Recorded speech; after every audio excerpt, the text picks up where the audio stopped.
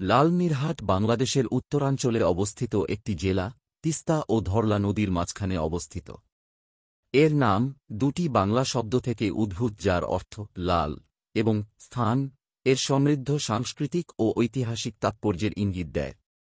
সবুজ শ্যামল এবং উর্বর সমভূমি দ্বারা সুশোভিত একটি প্রাকৃতিক দৃশ্যের সাথে লালমনিরহাট শুধুমাত্র একটি ভৌগোলিক রত্ন নয়, একটি সাংস্কৃতিক কেন্দ্র। জেলাটি একটি বৈচিত্র্যময় জনসংখ্যা নিয়ে গর্ব করে, বিভিন্ন জাতি ও ধর্মীয় গোষ্ঠীর সমন্বয়ে ঐতিহ্য ও রীতিনীতির একটি প্রাণবন্ত ট্যাপেস্ট্রি তৈরি করে।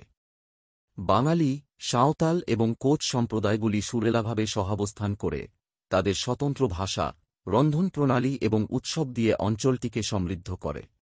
কৃষি লালমনিরহাটের অর্থনীতির মেরুদণ্ড গঠন করে, এর উর্বর মাটিতে ধান, পাট, আখ এবং শাকসবজি চাষ করা হয় প্রাথমিক ফসল।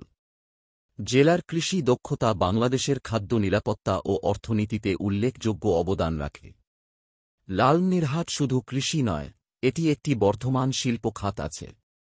পোশাক শিল্প, বিশেষ করে, দ্রুত বৃদ্ধির সাক্ষী হয়েছে, কর্মসংস্থানের সুযোগ দিয়েছে এবং স্থানীয় অর্থনীতিকে চাঙ্গা করেছে।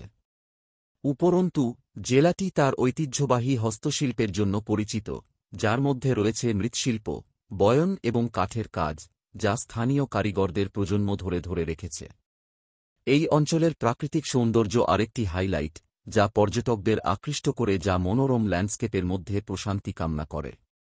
তিস্তা নদীর নির্মল তীর থেকে গ্রামাঞ্চলে ঘেরা সবুজ চা বাগান পর্যন্ত, লালমনিরহাট শহুরে জীবনের তাড়াহুড়ো থেকে অবসরের সুযোগ দেয়। অনেক আকর্ষণ থাকা সত্ত্বেও, লালমনিরহাট শিক্ষা, স্বাস্থ্যসেবা এবং অবকাঠামোর অ্যাক্সেস সহ গ্রামীণ এলাকার সাধারণ চ্যালেঞ্জগুলির মুখোমুখি। যাই হোক, সরকার এবং বিভিন্ন সংস্থার সমন্বিত প্রচেষ্টার লক্ষ্য এই সমস্যাগুলি সমাধান করা এবং বাসিন্দাদের জীবনযাত্রার মান উন্নত করা।